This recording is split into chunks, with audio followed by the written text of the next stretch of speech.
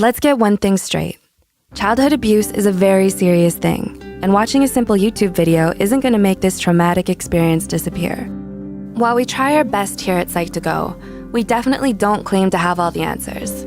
That being said, the entire psychological world is working extremely hard to help by identifying side effects, causes, and proper ways to cope with childhood abuse.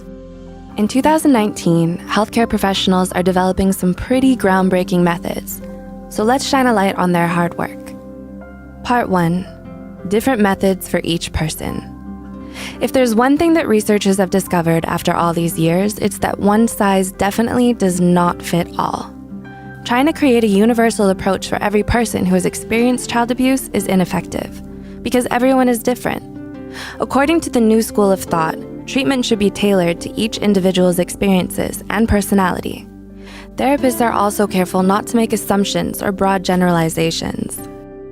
2. Find a good listener. It always helps to find a good listener. Please remember that you're never alone and there is always someone who is willing to listen. Another modern technique is called component-based psychotherapy, and it encourages therapists to simply sit back and listen. In this extremely passive approach, therapists don't express much emotion as they hear stories of childhood abuse. They're simply acting as an audience. Even though they might want to express emotional support or remorse, studies show this can sometimes backfire as it influences the patient's train of thought. Part 3. Don't shut out your emotions. One of the biggest challenges associated with childhood trauma is something called clinical disassociation. This is when people shut down emotionally, space out, and feel numb. In some cases, we might even suppress certain emotions and memories. Sometimes we do this on a subconscious level, and that's why it poses such a challenge for therapists.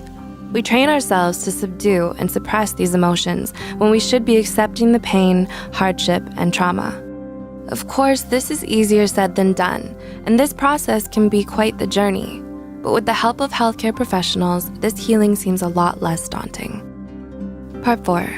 Release anger through exercise. Those dealing with childhood abuse may feel intense anger, often due to various reasons linked to their trauma. This anger can also be buried deep within their psyches, only to be released when certain words are said or things are done to us. However, when we suppress our anger, we run the risk of releasing that rage in unhealthy ways, threatening the safety of ourselves and possibly the ones we love.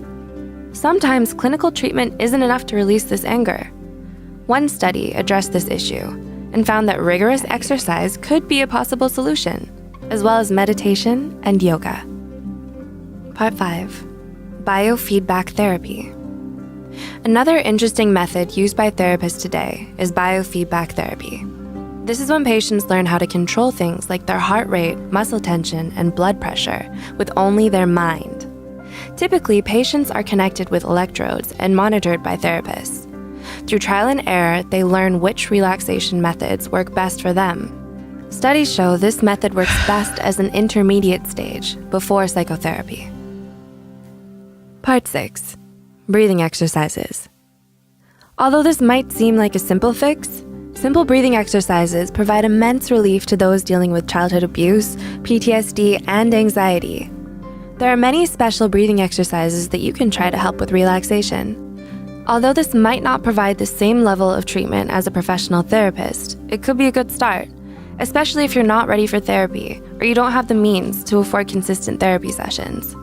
There's even something called music therapy, which uses music to help with breathing and relaxation. This method of therapy is proven to improve heart rates, reduce anxiety, stimulate the brain, and improve learning. Once again, this simple YouTube channel won't be enough for something as serious as childhood abuse.